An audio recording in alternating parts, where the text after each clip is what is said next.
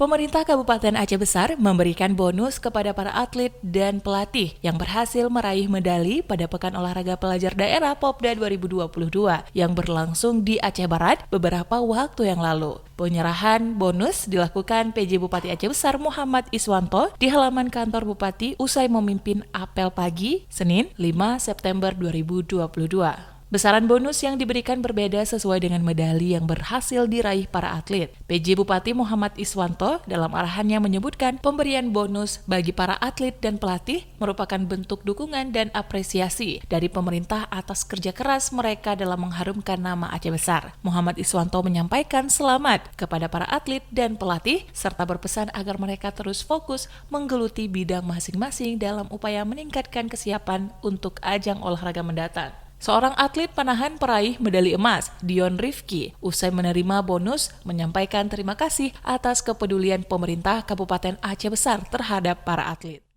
Saya Dion Rifki, saya atlet panahan.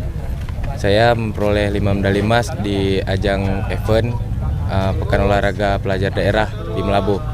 Terima kasih kepada PJ Bupati Aceh Besar telah berkontribusi kepada atlet-atlet lain dan memberi dukungan hingga atlet-atlet dapat bermain dengan konsisten. Terima kasih.